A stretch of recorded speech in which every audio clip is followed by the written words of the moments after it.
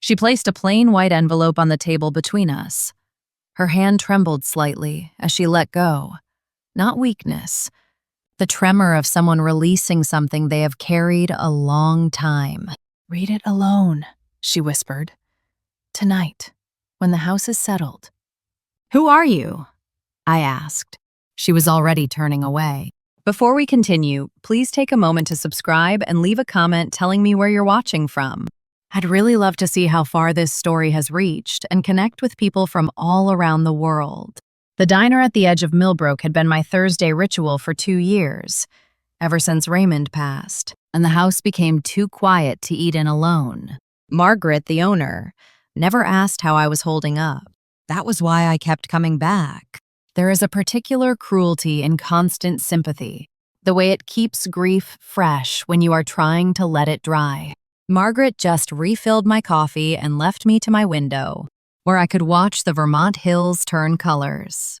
I had no one left to describe them to. I was 71 years old and learning, slowly, that solitude and loneliness are different animals entirely. That particular Thursday in October, I was not alone. My son Daniel sat across from me, and beside him his wife Priscilla, who had a way of arranging her face into concern the way other women arrange flowers. For appearance, not feeling. They had driven up from the city together, which they had been doing more often lately. Always together, always with the same rehearsed gentleness that made my jaw tighten. "Mom," Daniel said, wrapping both hands around his mug, the way he did when he wanted to seem grounded, reasonable, unassailable. "We have been thinking about the property." "Of course you have," I thought. I smiled instead. "The upkeep alone," Priscilla added, stirring her water with a straw. A nervous habit she would never admit to. "It is a lot for one person, especially heading into winter. I have managed 63 winters on that land," I said pleasantly. "I expect I can manage one more." They exchanged a look. I caught it the way mothers catch everything. Not because we are watching, but because we spent decades learning the language of the people we love. This particular look said, "Not yet, but soon." They went to the register together, leaning close, speaking low. I began gathering my coat and scarf. That was when the woman appeared. She came from nowhere I could account for one moment. The booth beside me was empty. And then she was there, standing at the edge of my table, solid and still as a fence post. She was perhaps 60, with silver hair, wound tightly at the back of her neck and eyes, that moved with the deliberate economy of someone who had learned long ago not to waste attention. "Vera Calloway," she said. Not a question. My heart kicked hard against my ribs. "Yes," I said. She placed a small envelope on the table between us. It was plain and white, sealed, with no writing on the outside. Her hand trembled slightly as she released it. The tremor of someone holding something back, not weakness. "Read it alone," she said quietly. "Tonight, when the house is settled." Not before. "Who are you?" I asked. But she was already moving, threading between tables, with the unhurried efficiency of someone who had rehearsed this moment and trusted the exit. By the time Daniel and Priscilla returned, she had stepped through the door and dissolved into the gray October afternoon, as cleanly as smoke. I pressed the envelope flat beneath my palm. "Everything okay?" Daniel asked. "Fine," I said. "I am just tired." I slid the envelope into my coat pocket and kept my hand over it the entire drive home, as if warmth alone could keep its contents from changing everything. The hills blurred past the windows. Priscilla talked about a real estate agent she knew. Daniel made sounds of agreement. When they dropped me at the end of the gravel drive, I stood in the cold and watched their car disappear around the bend. Then I stood a moment longer, listening to the wind move through the old maples Raymond had planted the year we married. And I had the distinct feeling of standing at the last quiet moment before something irreversible. Inside, I locked the door. I had started locking it again after Raymond died, a habit that embarrassed me slightly. as if I were admitting the world had become something to lock out. I placed the envelope on the kitchen table and sat across from it. The way you sit across from a person you are not yet sure you trust. The house settled around me. The refrigerator hummed. Outside, the last light left the sky in shades of copper and iron. I did not open it right away. I am not sure what I was waiting for permission, perhaps. Or courage dressed up as patience. I made soup I did not eat. I folded a dish towel 3 times. I watched the clock above the stove tick toward 8, then 9. Finally, I picked up the envelope and pressed my thumb beneath the seal. Inside was a single index card. The handwriting was careful, deliberate, the penmanship of someone older. The garden shed. Northwest corner. Under the blue stone Raymond always called his thinking rock. You will know what to do when you find it. Someone who keeps promises to the dead. I set the card down on the table and pressed both hands flat against the wood to keep them from shaking. Raymond had a thinking rock. He had mentioned it 100 times over the years. A habit so ordinary I had stopped hearing it. I was out by my thinking rock, he would say, coming in from the yard, with mud on his boots and something resolved behind his eyes. I had never once thought to ask what he was thinking about. It was nearly 10 o'clock. The garden shed sat 40 yards from the back door through a yard, gone dark and cold. I put on Raymond's old barn coat. I had never stopped wearing it, and picked up the flashlight from the counter.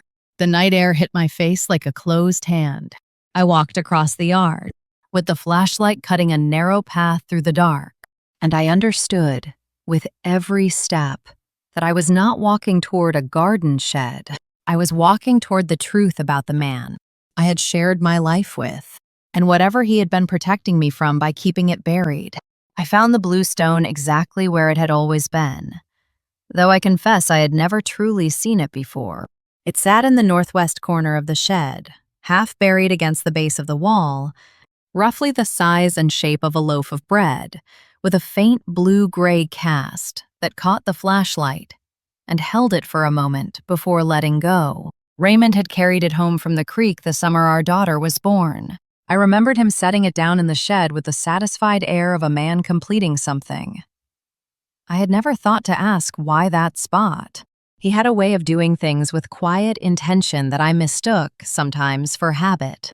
I knelt on the cold ground, set the flashlight beside me, and worked my fingers under the stone's edge.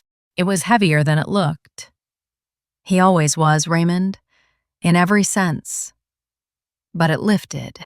Beneath it, in a hollow he must have carved into the packed earth years ago, sat a waterproof bag sealed with a twist of wire.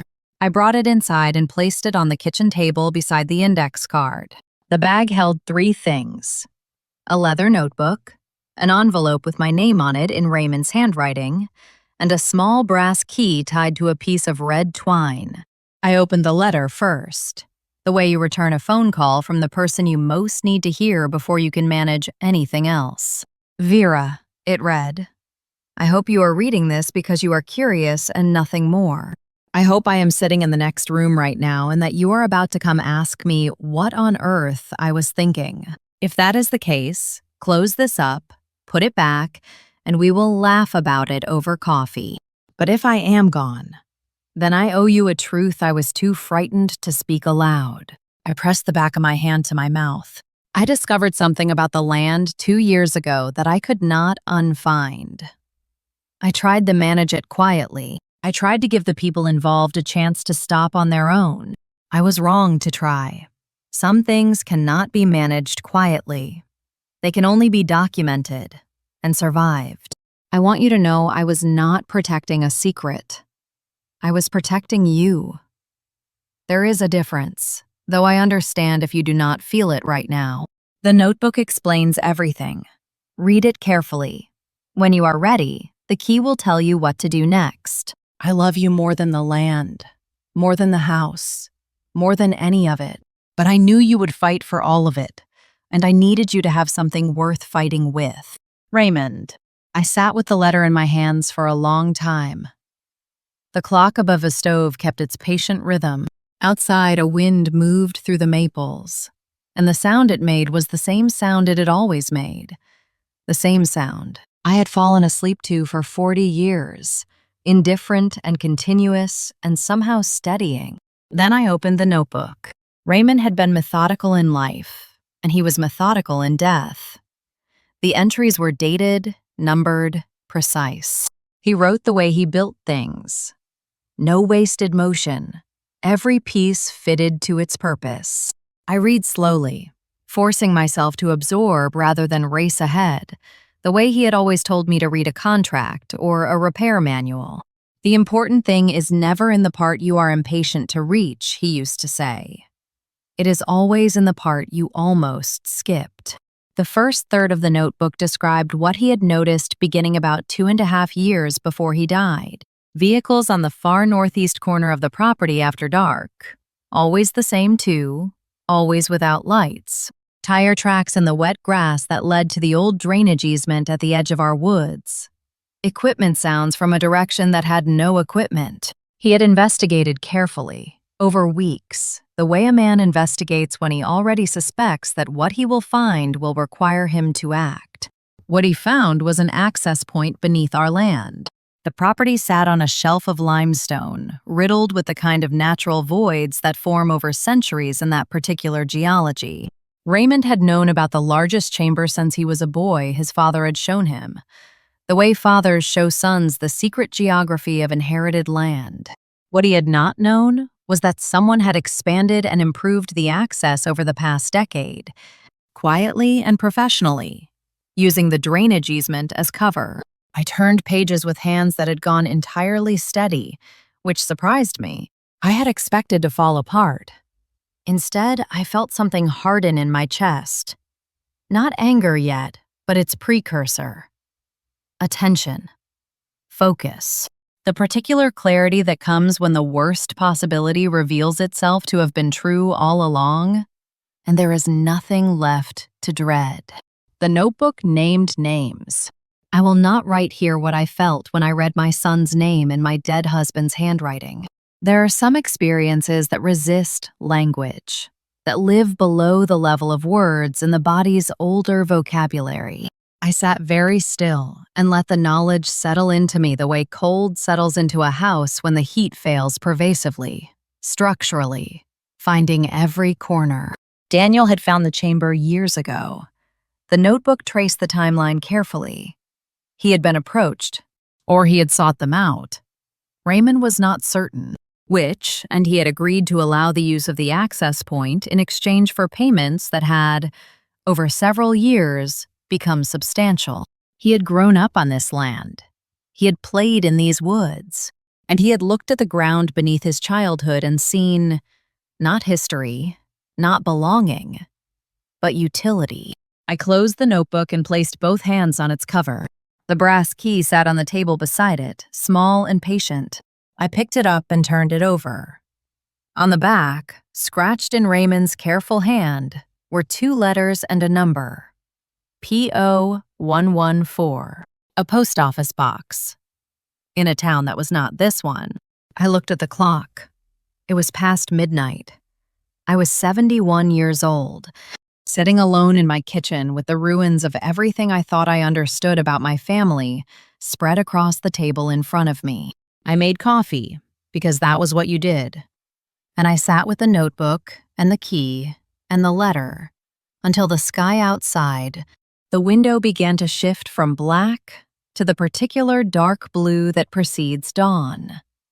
And I thought about Raymond sitting by his thinking rock, carrying this alone. And I said aloud, quietly, to no one and to him, "You should have told me. We could have carried it together." But even as I said it, I knew why he hadn't. He had known, better than I did, what I would do once I knew. He had needed me safe until the moment safety was no longer possible. He had timed his protection right up to its edge. Now I was standing at that edge, alone, and looking out at the approaching dawn, watching the maples slowly separate themselves from the dark. I discovered that I was not afraid. I drove to the post office in Alderton the next morning. 40 minutes east on roads I had traveled all my life. The box was real. The key fit. Inside was a padded envelope containing 2 flash drives and a handwritten note on plain paper. Vera, my name is Thomas Hale. Raymond asked me to hold these until you came for them. He said you would come when you were ready and not before, and that the timing would be its own signal. I am sorry for your loss. I am sorry for all of it. When you are ready to talk, my number is below. I will not contact you first. That was his instruction, and I will honor it. I drove home. I sat in my driveway for a while, watching a crow work at something in the upper branches of the maple nearest the house. Raymond had had a name for that tree. He had names for all the old ones. I had always found it slightly eccentric. Now I understood it differently. When you name something, you are declaring that it matters. You are refusing to let it become invisible. He had been refusing, in his quiet way, to let anything become invisible. I did not call Thomas Hale that day or the next. I needed to understand what I had before I understood who I was telling it to. I spent 2 days going through the flash drives on Raymond's old laptop, which I had kept in his office, untouched, because opening it had felt too final. The files were organized with the same methodical precision as the notebook. Photographs, dated and labeled. Video clips, short and deliberate, always shot from cover. Financial records he had somehow obtained. Printouts of transaction logs with certain figures circled in red. A series of emails, forwarded from an account I did not recognize to an archive he had created and encrypted. The password was our first address, the place we had rented for 11 months before we could afford the land. A 2-room apartment above a hardware store in a town we had both wanted to leave, and had both, in different ways, carried with us our entire lives. He had known I would try that. He had known because I would think the way he thought, eventually, when I had no other options. I read the emails slowly.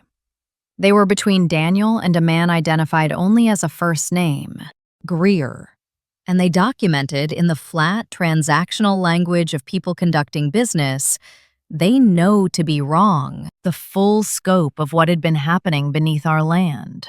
Not occasionally, not minimally, systematically, for years, with planning and profit and, toward the end, with a particular urgency that corresponded, I could see it in the timestamps, with the months before Raymond died. Raymond had confronted Daniel.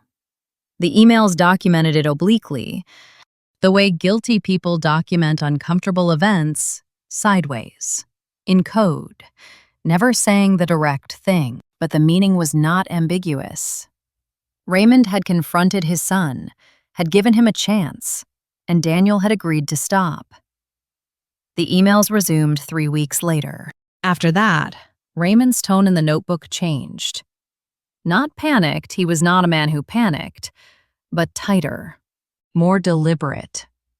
He had stopped trying to manage the situation and started trying to preserve the evidence of it. 6 weeks later, he was gone.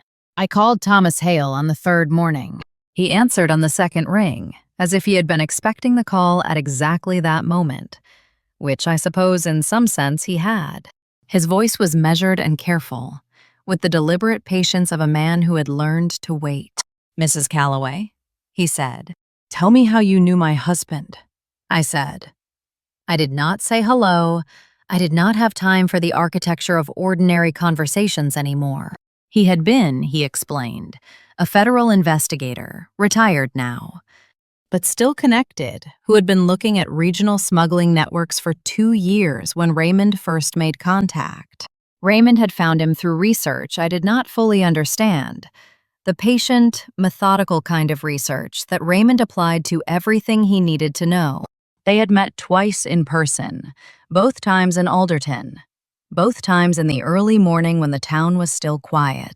Raymond had brought documentation on both occasions. He had been building a case that could survive without him. Thomas told me. That had been his explicit goal. He was not trying to stop them, Thomas said.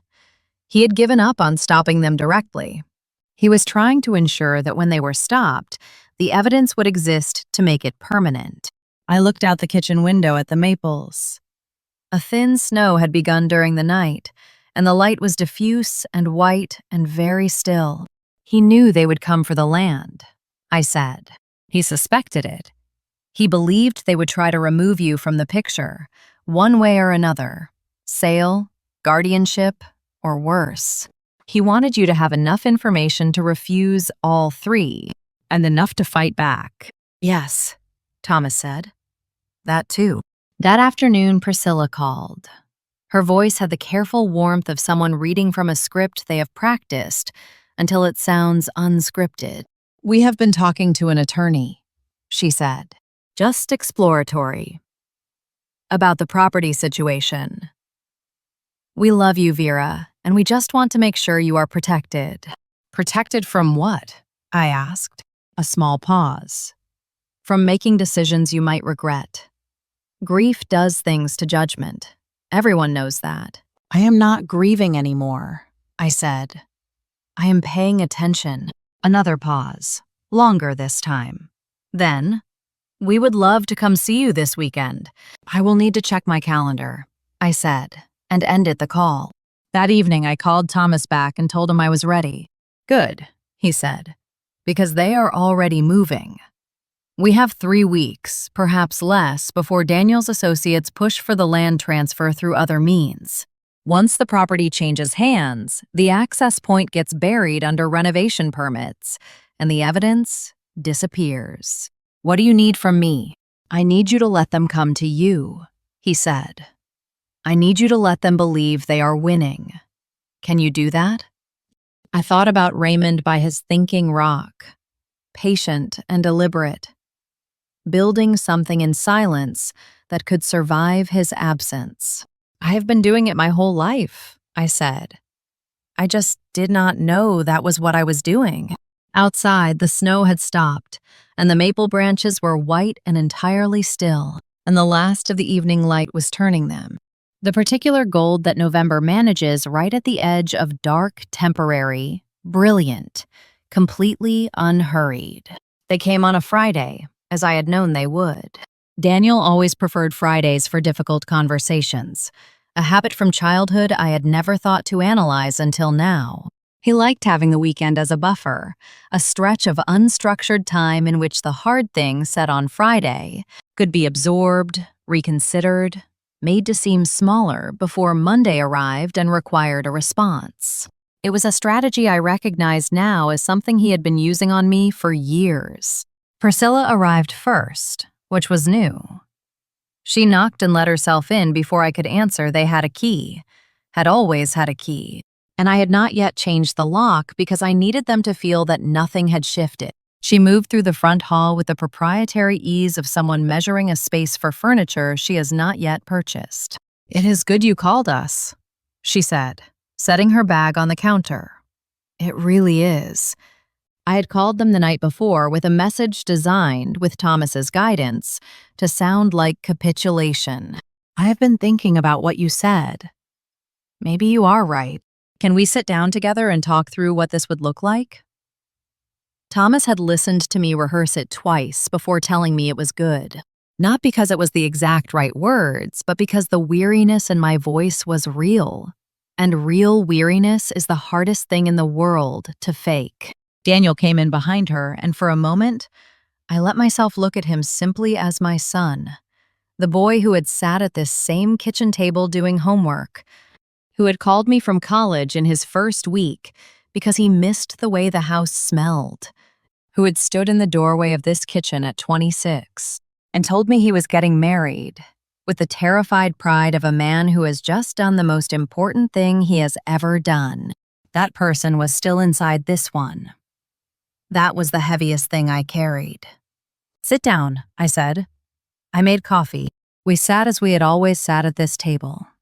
Daniel across from me, Priscilla at the corner, the same positions we had occupied for 20 years of Sunday. Dinners and holiday mornings and the slow, accumulating ordinary life that families build, and then, sometimes, burn. "I have been thinking," I said, About what you told me. About the property. About the taxes and the maintenance. Daniel leaned slightly forward. We just want what is best for you, Mom. I know, I said. We found a buyer, Priscilla said. And the speed of it told me she had been waiting to say it since they walked in. A development company. They are very interested. The offer is fair. How long have you been speaking with them? I asked. She blinked. We reached out recently, once we understood the situation. Which situation? Your situation, Daniel said, a slight edge entering his voice, the edge I had been watching for. Being alone here. Being overwhelmed. I am not overwhelmed, I said. But I am curious. I reached under the table and placed the leather notebook on the surface between us. Daniel's face changed. It did not collapse all at once. He was too controlled for that. But something shifted behind his eyes. A rapid internal adjustment. The recalculation of someone who has just discovered that the room is not arranged the way they believed. Priscilla's hands stopped moving. Where did you get that? Daniel said. It was not a question. Your father left it for me. A silence fell over the table that was unlike any silence I had experienced in that kitchen before. Not the silence of digestion, or thought, or tiredness. A silence with weight, with consequence, with the specific gravity of a moment that has been coming for a long time and has finally arrived. Mom, Daniel said, and his voice had changed completely, the rehearsed reasonableness gone. Something rawer and more desperate underneath. You do not understand what you are looking at. I understand exactly what I am looking at. It is not what it seems. There is context. There are things that happened that your father confronted you, I said. You promised to stop. You did not stop. And then your father died. Daniel's jaw tightened. That is not. His car went off Route 9 on a clear night in October, I said. He had driven that road for 30 years. He knew every curve. Priscilla stood up. We should. Sit down, Priscilla. She sat. I am not asking you to confess, I said. I am not asking for anything from either of you right now. I am telling you that I know, and that the people I have been speaking with also know, and that the question of what happens next is not mine to decide alone. The back door opened. Thomas Hale came in first, and behind him, 2 federal agents who moved through the kitchen with the quiet efficiency of people doing work they have done before. Daniel stood up suddenly, his chair scraping, and one of the agents placed a hand on his shoulder and said something I did not hear, because the blood in my ears was too loud. Priscilla began talking rapidly, lawyerly, the kind of speech that has no emotion in it whatsoever. And that absence of emotion was, in itself, a confession. Daniel looked at me once before they moved him toward the door. I had prepared myself for that look, had tried to imagine it, had tried to build something inside myself that could receive it without breaking. But nothing you prepare is the thing you actually need. What I needed in that moment was simply to be old enough and tired enough and certain enough to hold still while my heart was breaking and let the right thing happen anyway. I am sorry, he said. Not to me, or not only to me. He said it to the room, to the house, to the kitchen where his father had drunk coffee every morning for 40 years. I know you are, I said. They took him outside. I sat alone at the table, while Thomas spoke quietly on the phone in the hallway. And I placed both hands flat on the wooden surface that Raymond had refinished twice in our years here. And I felt the solidity of it, the absolute, indifferent, continuing solidity of a table that did not care what had happened at it and would hold steady regardless. That was enough. For that moment. That was enough. Winter arrived properly in November that year, the way it used to before the seasons became unreliable. Steadily, completely, covering everything in a clean and indiscriminate white that made the land look new. I walked the property every morning for the first time in 2 years.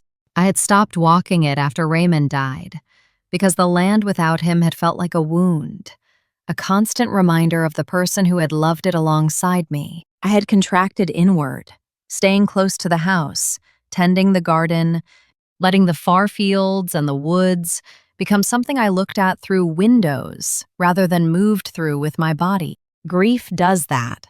It reduces the geography of your life, narrows the circle of what you can bear.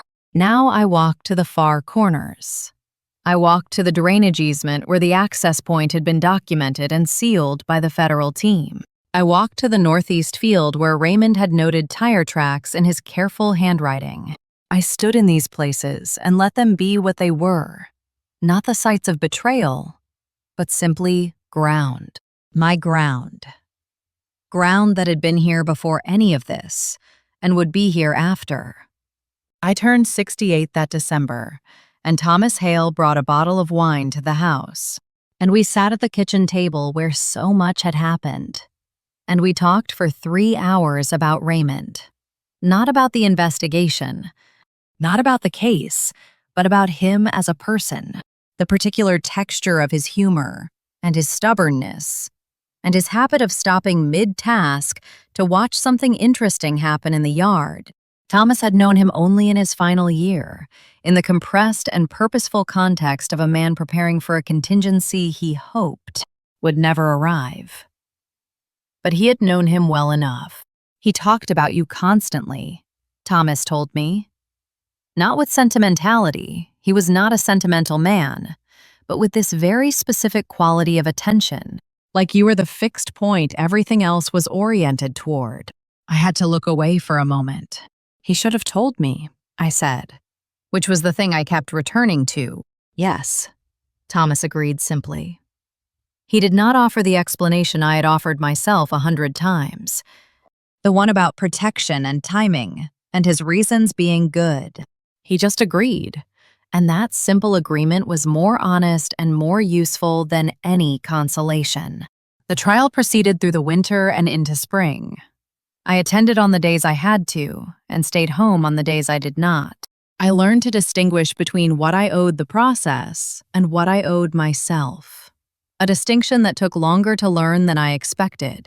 The law is patient in ways that grief is not, moving at its own pace toward its own conclusions. Daniel was convicted in April. I sat in the back of the courtroom when the verdict was read, and I watched my son close his eyes and accept it. And I found, in that moment, something I had not expected to find. Not closure. That word has always seemed to me like a polite fiction. But finality. The difference is that closure implies a wound healed. Finality simply means that a thing has ended. The thing had ended. A woman appeared at my door in early May. She introduced herself as Dina Park, and she and her husband had recently moved to the county and were looking for land to lease for a small-scale farm operation. She had heard I might be open to an arrangement. She was 34, direct, a little weather-hardened already, with the particular confidence of someone who has decided exactly what kind of life they want and is willing to work for it. I liked her immediately. We walked the property together for 2 hours that afternoon, and I showed her the fields and the woods and the drainage easement, which I described accurately and without drama as a geological feature that had been relevant to some legal proceedings now concluded. She nodded and asked a practical question about soil acidity. I appreciated that. By the end of the walk, I had decided, not because she was the right practical choice, though she was, but because watching her walk my land with that clear-eyed, calculating love, assessing it, wanting it, already imagining what it could become, reminded me of the way Raymond had walked it, the way I had walked it, once, before grief narrowed everything to the house and the garden and the windows. We signed a lease agreement that summer. I kept the house and the acres immediately surrounding it. The remainder of the workable land passed into Dina's careful hands for 15 years, renewable, with terms that gave her security. and gave me presents. I was not vanishing, not departing, not being moved off what was mine. I was choosing how my land would be used, which had been the whole point all along. I visited Daniel once, in August, when the visiting room was cool, and the light through the high windows was the particular flat light of institutional spaces that teaches you to be grateful for ordinary windows. He looked older. Not dramatically, it had only been months, but something about his face had settled into its permanent lines, in a way that had not happened before. The boyishness he had carried into his 40s was gone. We talked for an hour. I told him about Dina and the lease and the winter wheat she was planning to plant in the North Field. He asked questions that were genuine, not performative, about the specifics of the arrangement.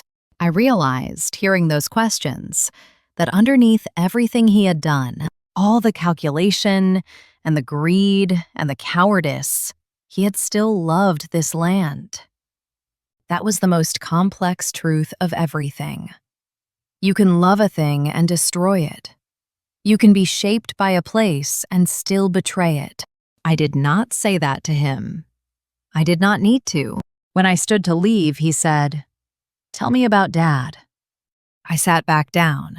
I told him about the notebook, the thinking rock, the way Raymond had spent the last year of his life building something for me to find. Not angry, not accusing, just the story of a man I had known for 43 years who had, at the end, shown me the full range of what he was made of. Daniel cried, quietly, with his hands flat on the table between us. I did not touch them. I was not ready for that yet, but I stayed until he was finished. And I thought that staying was, perhaps, the beginning of something that might one day resemble forgiveness. If forgiveness was ever what we were building toward, I was not sure yet. Some things you discover do not resolve into single words. The drive back home from the prison took 90 minutes on roads that ran through the green hills of a Vermont summer. And I drove the whole way with the windows down and the radio off, listening to the sound of the air and the trees and the particular music of a warm afternoon. In a place that has been rained on enough and sunned on enough and waited on enough to smell permanently of itself. I pulled into my gravel drive as the evening light hit the maples at the angle that turned them briefly gold. I sat in the car for a moment and looked at the house. Old white siding, green trim, the porch Raymond had rebuilt in the summer of our 30th anniversary. Every board replaced but the frame the same. A house that had held everything, joy and grief, betrayal and evidence, ordinary decades and extraordinary rupture. Still standing. I got out of the car and walked to the nearest maple and placed my hand on its bark, which was warm from the day's sun, and rough in the way of things that have grown long enough to acquire character. Raymond had named this one. I had always smiled at that habit of his, had teased him about it gently. Now I thought I understood it. Not sentimentality, but acknowledgement. A refusal to let what matters become invisible. I did not know his name for this tree, so I gave it one of my own. Then I went inside and made dinner for myself in the kitchen where everything had happened, and I ate at the table, where all the hardest truths had finally been laid flat and examined, and the food was simple and good. And the house was quiet in the way of a house that has been through something and is resting. 71 years old. Still here. The land was mine. The truth was known. And whatever came next, I would meet it standing on ground I understood.